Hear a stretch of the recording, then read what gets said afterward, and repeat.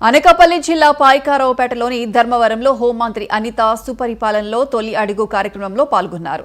స్థానిక శ్రీ దుర్గాదేవి ఆలయంలో ప్రత్యేక పూజలు నిర్వహించిన ఆమె ఇంటింటికి తిరుగుతూ కూటమి చేపట్టిన అభివృద్ధి, సంక్షేమ పథకాల గురించి ప్రజలకు వివరించారు.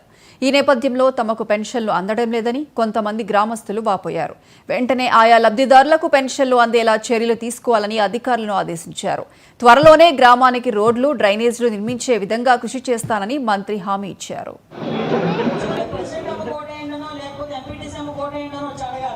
ఇవన్నీ అడగాలి అనుకుంటే నాకు ఒక ధైర్యం ఉండాలి. ఎందుకు ఇంత ధైర్యంగా చెప్తున్నానంటే అక్కడ ఉన్నది చంద్రబాబు నాయుడు గారు, పవన్ కళ్యాణ్ గారు. కాబట్టి అన్నది చెప్పినట్టుగా చేసి చూపిస్తారు. ఎన్ని క్రైసిస్ ఉన్నా ఈరోజు అదేవిధంగా చాలా మంది ఉపాధి లేక ఇబ్బందులు పడే పరిస్థితి, అంటే చదువుకొని పిల్లలు ఉద్యోగాలు లేక చాలా ఇబ్బందులు పడే పరిస్థితి.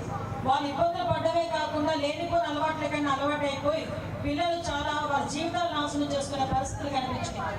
లాస్ట్ 5 సంవత్సరాల్లోనే కూడా గాంజా అన్నది విచ్చలవిడితనం అయిపోయింది.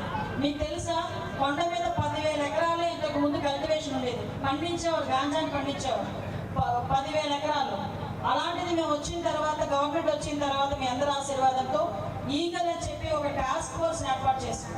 ఈ రోజు 90 ఎకరాలు కూడా లేదు ఈరోజు సాగు.